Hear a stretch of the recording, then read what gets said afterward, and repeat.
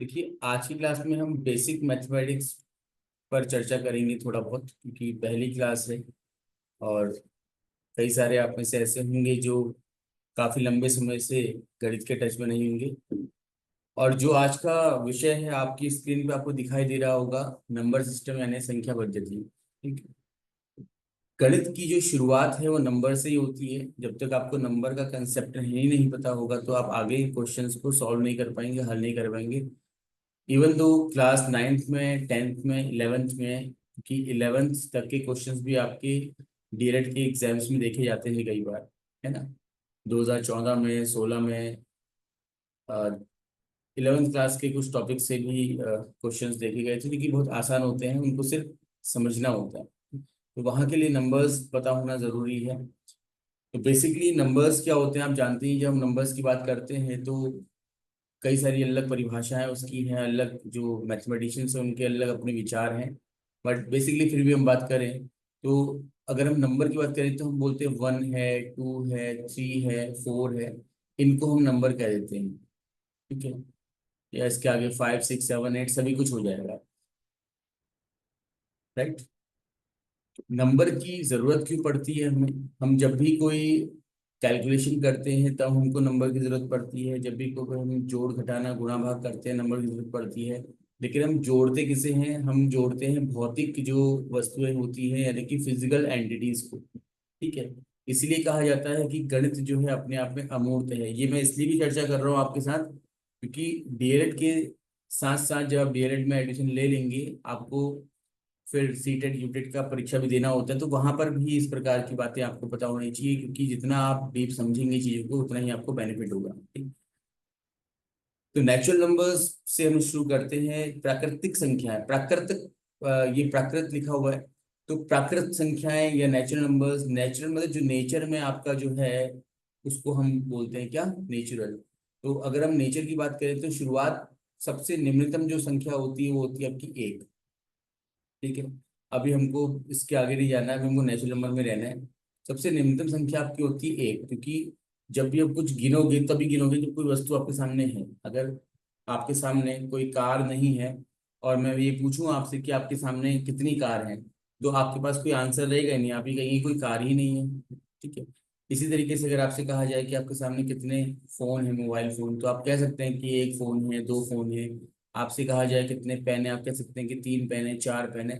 तो प्रकृति में जितनी भी वस्तुएं हैं जिनका अस्तित्व है वो कम से कम एक से शुरू होती है। ठीक है। तो इसलिए प्राकृत संख्याओं की शुरुआत एक से होती है। फिर एक, दो, तीन, चार, पाँच, ये आपका चलता रहता है। और क्योंकि हमारा ये मानना है, या कहें कि जो विद्वान लोग हैं उनका ये मानना है कि वस्तुएं निम्नतम रूप में एक होती है, लेकिन उनका अधिकतम रूप जो है वो अनंत है, जिसको हम गिन नहीं सकते। उदाहरण के लिए, आपके आसपास रेत होगी, बजरी होगी, उसका एक कण उठा के आप गिन सकते हैं, लेकिन वो ढेर में पड़ी हुई रेत को आप गिन ही नहीं सकते कितना होगा।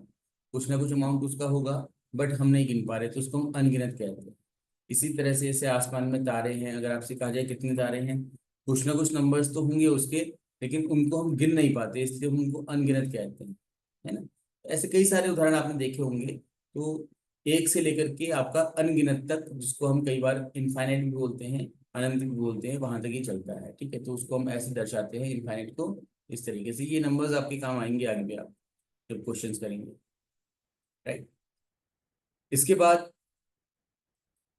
होल नंबर्स की हम बात करते हैं, क्योंकि जब तक इस संख्या में, जो कि प्राकृत संख्या है, जब तक इसमें हम शून्य को नहीं जोड़ देते हैं तब तक ये आगे नहीं बढ़ सकता। समझ में आ रहा है? हम इनको गिन तो लेंगे अब। अच्छा, अभी एक और कंसेप्ट आता है कि लोग बोलते हैं जब तक जीरो नहीं होगा तब तक ये संख्या 9 से आगे नहीं बढ़ेगी, हम इसको 10 नहीं लिख सकते। तो ये गलत बात है। 9 के आगे 10, 11, 12 चलता रहेगा। ये तो हमारे लिखने का तरीका है, अपने समझने के लिए इसको 10 ऐसे लिख रहे हैं, एक और जीरो। ठीक है। किसी अलग भाषा में किसी और तरीके से भी इसको लिखा जाता है, तो उस वे में मैं नहीं कह रहा हूँ।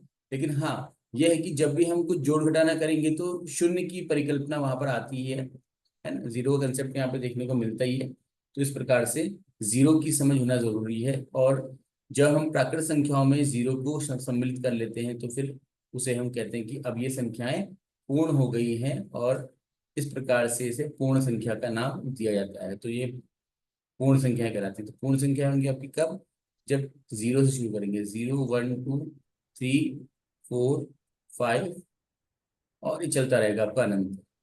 तो याद रखना है कि होल नंबर्स क्या है, whole numbers are those numbers, है ना, including zero with natural number. तो प्राकृत संख्याओं में शून्य को सम्मिलित करने पर जो भी हमको नंबर्स मिलते हैं उसको हम होल नंबर या पूर्ण संख्या कह देते हैं। पूर्ण मतलब कि जीरो के मिलते ही अब संख्या क्या है, अपने आप में पूर्ण हो गई। फिर आते हैं हम इंटीजर्स में। इंटीजर को हम पूर्णांक कहते हैं।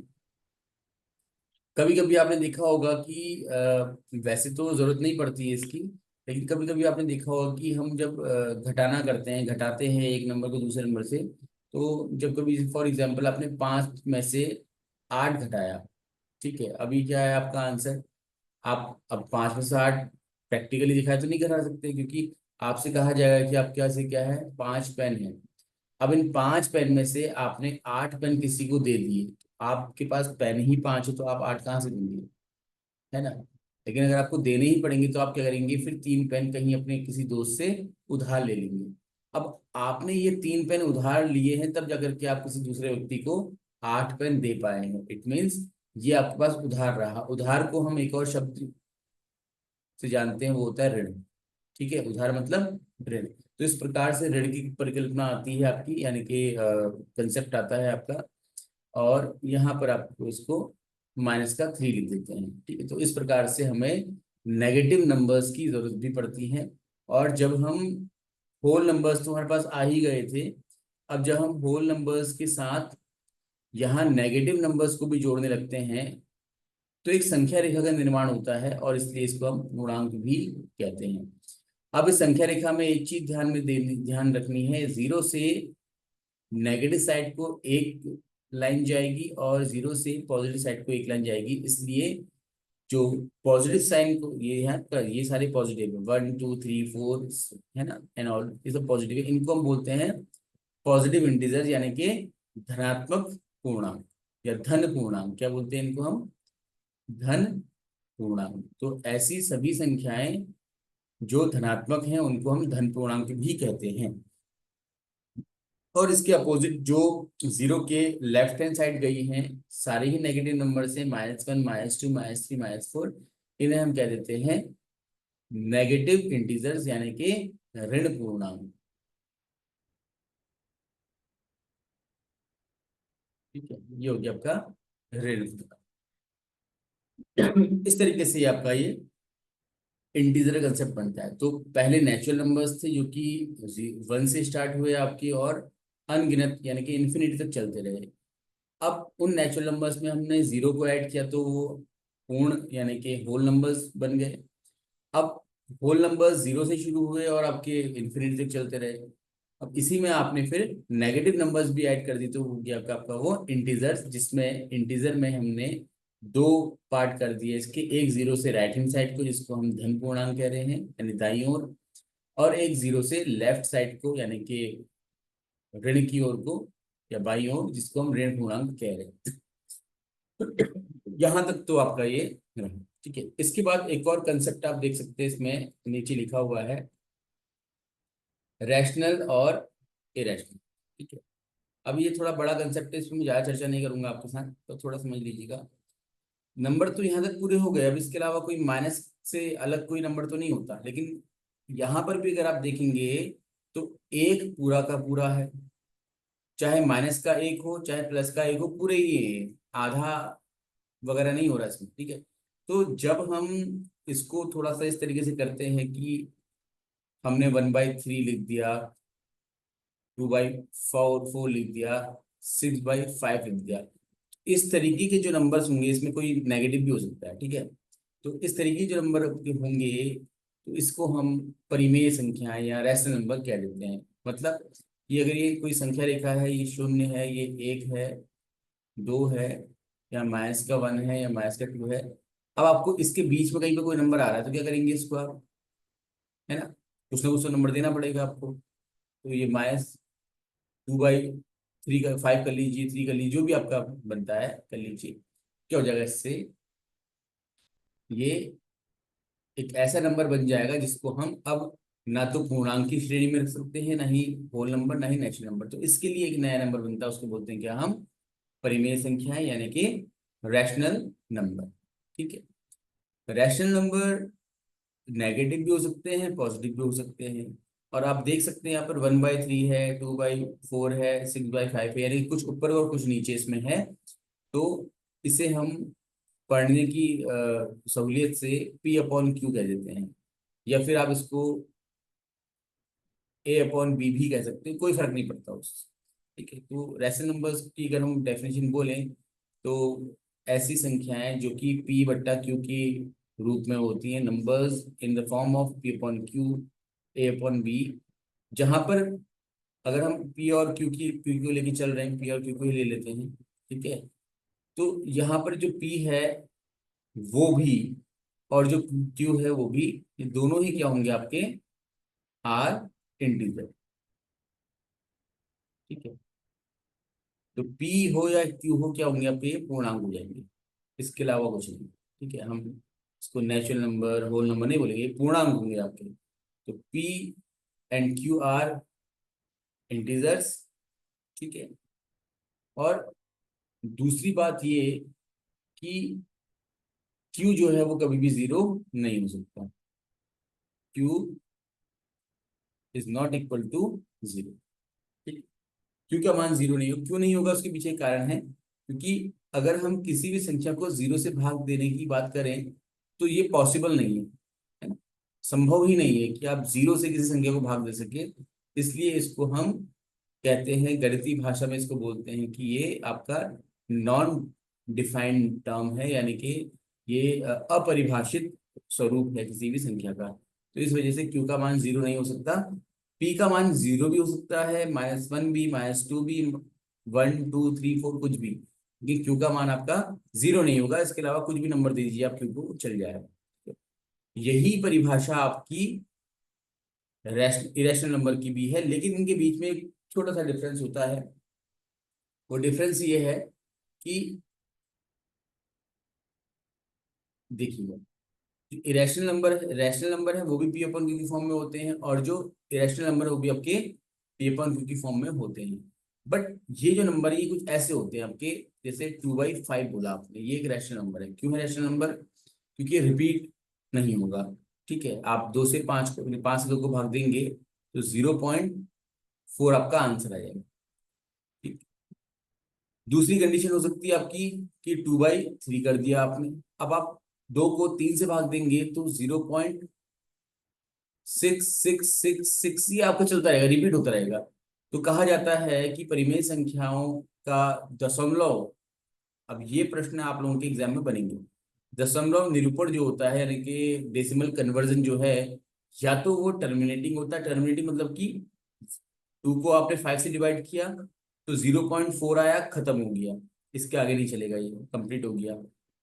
और रिपीटिंग, रिपीट मतलब कि एक ही नंबर या दो नंबर लगातार रिपीट होते हुए चलेंगे आपके, जैसे 2 को 3 से डिवाइड किया आपने तो 0.6666 करके आपको रिपीट ही होता हुआ चलेगा। ठीक है, तो इस प्रकार से या तो टर्मिनेट हो जाए डेसिमल कन्वर्जन, या फिर रिपीट हो जाए। तो अगर इन दोनों में से कोई भी कंडीशन आती है तो उसको हम बोलेंगे क्या, कि P/Q इज रैशनल नंबर। अगर ऐसा नहीं होता है, अगर ऐसा नहीं होता है तो फिर हम कह सकते हैं कि वो क्या आपका इरेशनल नंबर है। और ऐसी संभावनाएं आपकी रेयरेस्ट होती है, बहुत कम केस में होती है। जैसे कुछ एक आध नंबर आपके हो सकते हैं कि जो ना तो रिपीट हो रहे हो, चाहे ना ही आपके टर्मिनेट हो रहे हो, वो आपकी फिर रैशनल नंबर की श्रेणी में रखे जाते हैं। और मैं फिर से कह रहा हूँ कि ऐसे नंबर आपको घूमने से भी नहीं मिलेंगे, है ना। बाकी माना जाता है जैसे पाई है आपका, रूट वैल्यूज जो होती हैं वो सारी क्या आपकी, ऑलमोस्ट सारी रूट वैल्यूज नहीं, परफेक्ट स्क्वायर नहीं है। और परफेक्ट स्क्वायर क्या होता है ये बात बताऊंगा आपको। जैसे √4 है तो इसकी वैल्यू होती है आपकी +2 और -2। ठीक है, तो ऐसी रूट वैल्यू की बात नहीं कर रहे हैं, ऐसी रूट वैल्यूज जिनका कोई साधारण मान नहीं होता है, उसको हम बोलेंगे क्या, कि वो आपका इरेशनल नंबर है। तो ये थोड़ा सा डिफरेंस है आपका रैशनल और इरेशनल। ठीक है, आई होप यहाँ तक आप लोगों को क्लियर हुआ होगा।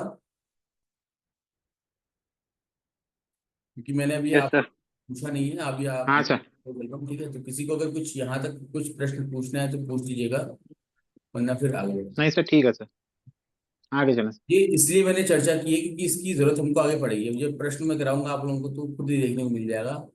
राइट। अब इसके बाद कुछ और पैटर्न होते हैं, कुछ और टाइप्स होते हैं नंबर्स के, वो मैं लिख रहा हूँ आपके सामने, उसको आप देखिएगा। ये पढ़ा आपने सब होता है, कुछ नया नहीं है आप लोगों के लिए। देखिए, एक नंबर होता है, इसको बोलते हैं क्या? प्राइम नंबर, अभाज्य।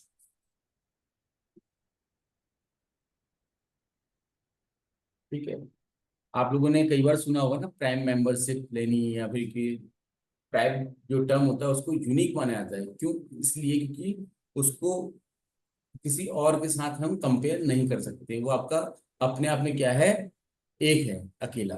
ठीक है। प्राइम नंबर को हम अभाज्य संख्या कहते हैं। तो ऐसी संख्याएं जिनको हम किसी भी दूसरी संख्या से विभाजित नहीं कर सकते।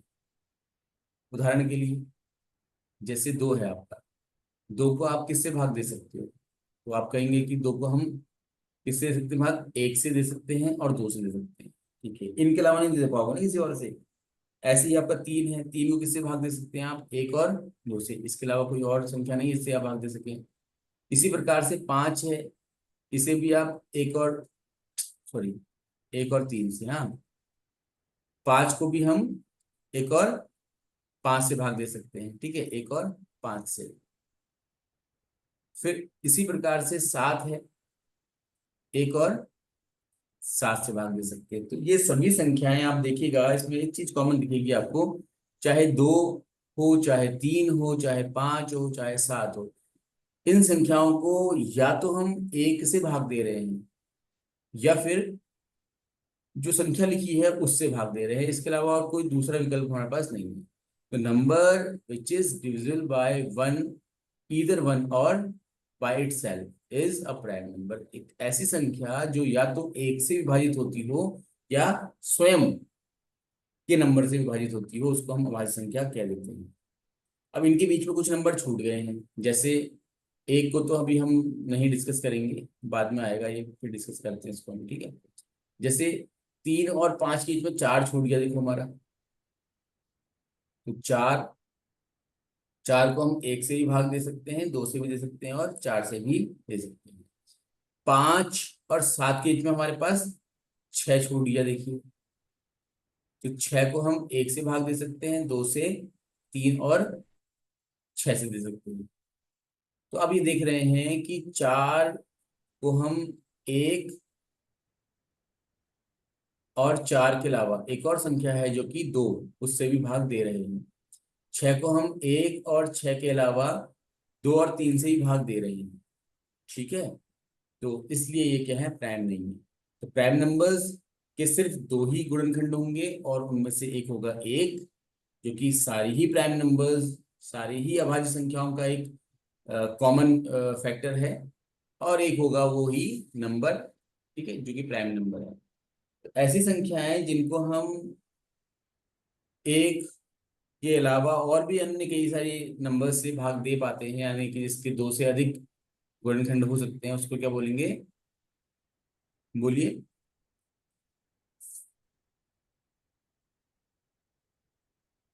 क्या बोलते भाज्य से। हैं? अब भाज्य नहीं, भाज्य संख्या बोलते हैं, कंपोजिट नंबर। ठीक है,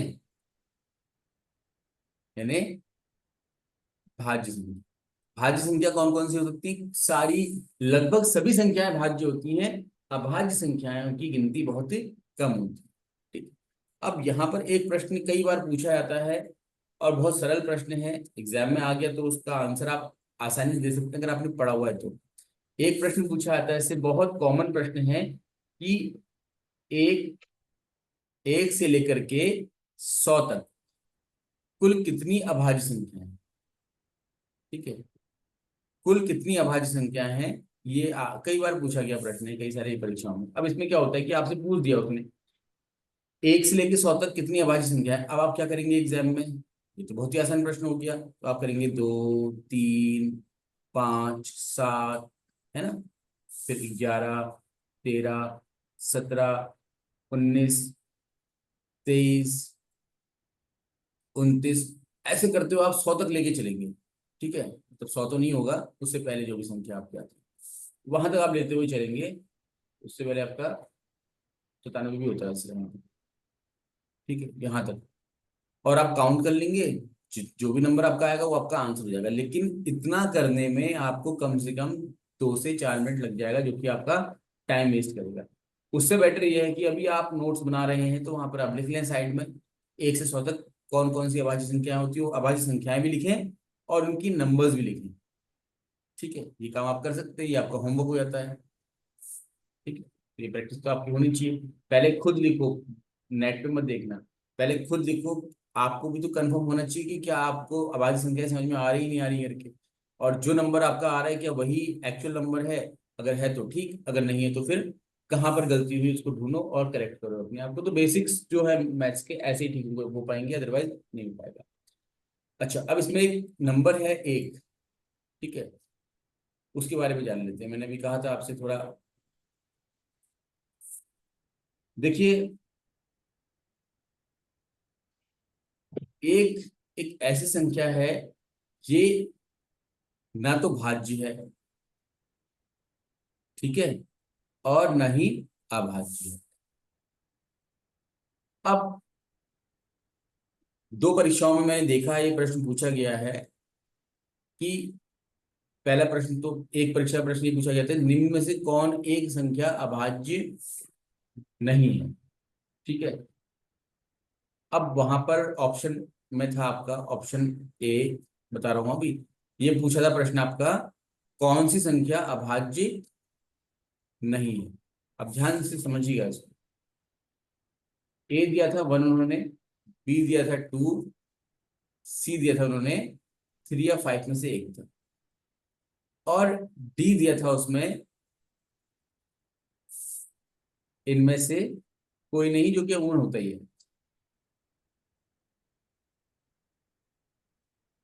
तो क्या होता है कि अगर हमने अच्छे से समझा ना हो तो हम एक को चेक करेंगे यार कि एक में भाग जा रहा है नहीं जा रहा, तो हम कहेंगे एक में तो भाग जा ही नहीं रहा किसी चीज का, तो इसका मतलब तो ये अभाज्य होनी चाहिए।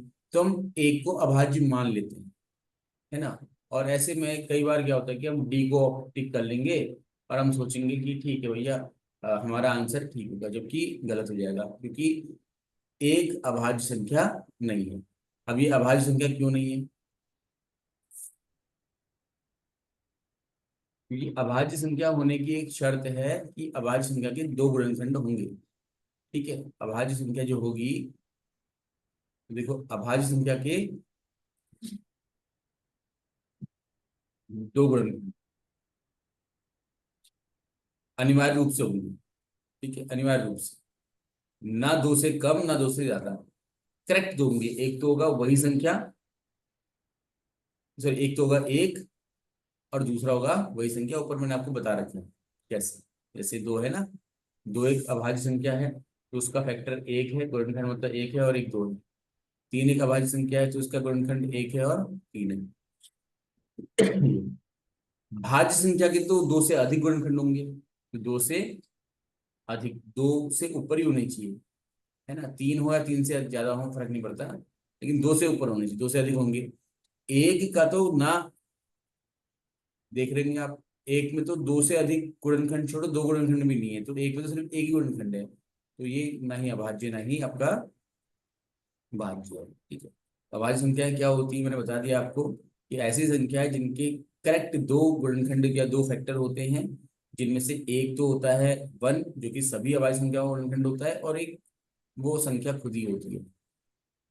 इसके बाद एक कंसेप्ट आपका आता है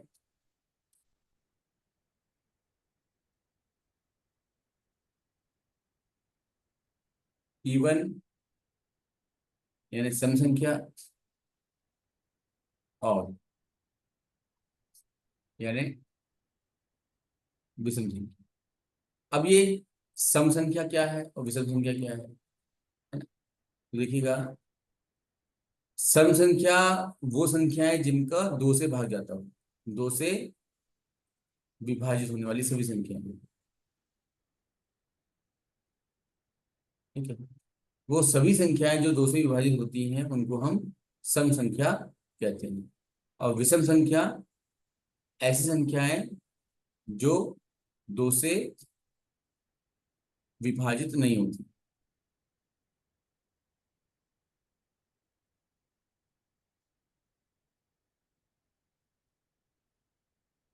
जो दो से विभाजित होती ही नहीं है उनको हम ऑड नंबर यानी विषम संख्या बोलते हैं। जो होती है उनको, तो सिंपल सा फंडा है, दो का पहाड़ा पढ़ दो आप, है ना। दो एकम दो, दो दूनी चार, दो तीन छह, जो इंग्लिश वाले हो, टू वन जा टू, टू जा फोर, टू जा सिक्स, इससे ऐसे करते चले, ठीक है।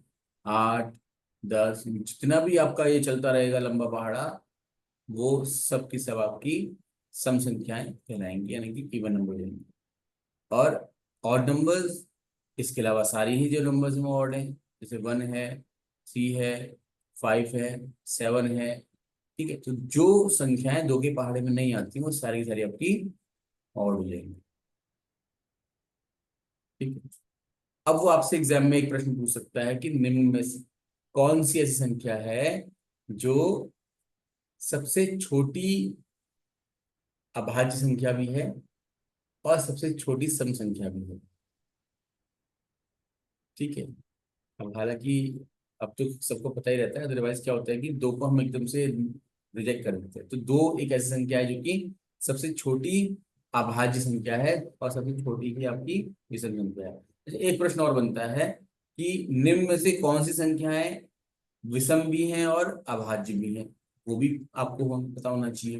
तो वहां पर भी आप कैलकुलेट करते रहेंगे तो टाइम लग जाएगा। बेटर ये कि आपका पहले आप 100 तक की जो संख्याएं हैं उनमें चेक कर लो कि कौन कौन सी अभाज्य संख्याएं हैं। दो के अलावा सारी ही संख्याएं, फिर सुनिएगा, दो के अलावा सारी ही जो संख्याएं हैं, सारी ही अभाज्य संख्याएं, all prime numbers other than two are odd numbers. आप चेक कर सकते हैं, दो के अलावा कोई भी प्राइम नंबर पकड़ लो आप, वो सारा का सारा आपका विषम ही होगा, ठीक है। एकमात्र दो ही एक ऐसी संख्या है जो सम है और अभाज्य भी है। इसके अलावा कोई संख्या नहीं होगी जो कि सम हो और अभाज्य भी, ठीक है। तो ये छोटे छोटे कंसेप्ट होते हैं जो कि एग्जाम में पूछे आ सकते हैं। कैलकुलेशंस करने के लिए तो हम रेडी होते हैं, बट इस तरह के कंसेप्ट ढंग से ना पढ़ने की वजह से अगर ऐसे प्रश्न पूछे हैं तो हम गलतियां कर देते हैं, कई बार ऐसा देखे आते हैं, ठीक है। फिलहाल तो मैं आज इतना ही डिस्कस कर रहा हूँ आप लोगों से। फिर इस पर बेस्ड कुछ क्वेश्चंस आप लोगों को मैं कल पीडीएफ फॉर्म में प्रोवाइड कराऊंगा। वो क्वेश्चंस आप लोग देखिएगा, करिएगा, और फिर कल की क्लास में हम डाउट्स क्लियर करते हुए तब आगे बढ़ेंगे। अब कल से वन बाय वन क्वेश्चन देना आपको शुरू कर दूंगा।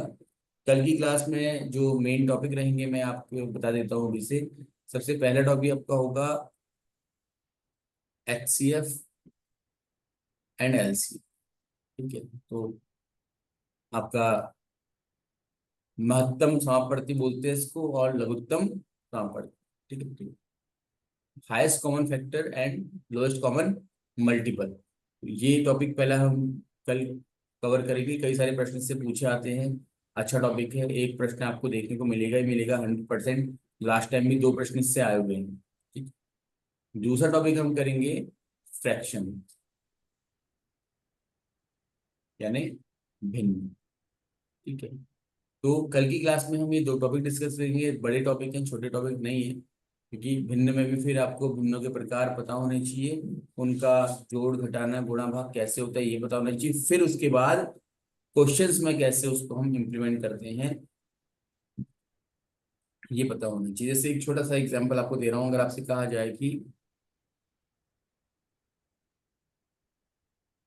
2/3 को भाग देना है आपने 6/8 से, ठीक है, तो कैसे करोगे आप? अब आप भाग देना शुरू कर दोगे। अब हालांकि बहुत कॉमन सा है, आप लोगों को पता ही होगा। तो हम इसमें क्या करते हैं कि 2/3 तो ऐसे ही रहता है, भाग की जगह लिखते हैं गुणा, और ये उल्टा कर देते हैं, रेसिप्रोकल कर देते हैं इसको, है ना। अ, उल्टा कर देते हैं, तो 4 ऊपर चले जाएगा, 6 नीचे आएगा, और इसको हम सॉल्व कर लेंगे इजीली, ठीक है। तो ये 2 से ये कट गया आपका 6 3 बार, 4 आ गया ऊपर, 3 किया, तो इस प्रकार से। तो ये तो एक बहुत कॉमन सा लॉजिक है, सबको आता ही है आप लोगों को, कोई नई चीज नहीं है। बट इस प्रकार से कई सारी चीजें हैं जो हमको समझनी होती है, ठीक है। और यही शॉर्टकट बनते हैं, कुछ नए शॉर्टकट नहीं बनते हैं। किताब से, यूट्यूब से अगर कोई आप शॉर्टकट सीख रहे हो, तो अगर कंप्लीट कोर्स नहीं लिया है आपने, क्योंकि यूट्यूब में भी आधे अधूरे वीडियोज होती हैं, पूरी तो होती नहीं है, तो फिर वहां पर आपको कंसेप्ट समझ में नहीं आएंगे और आपका कंफ्यूजन बना का बना रह जाएगा। ठीक है, और कंफ्यूजन बना करके एग्जाम क्रैक नहीं होते। तो आज की क्लास को हम यहीं पर एंड कर रहे हैं। कल की क्लास में हम HCF, LCM and fractions discuss करेंगे, और इनके कई सारे प्रश्न भी आपके साथ में चर्चा करूंगा। आपको पीडीएफ फॉर्म में प्रश्न आपके ग्रुप में भेज दिए जाएंगे। ठीक है, अभी रिज्वाइन नहीं करना आप लोगों ने, क्लास यहीं पर एंड कर रहे हैं। Okay, thank you.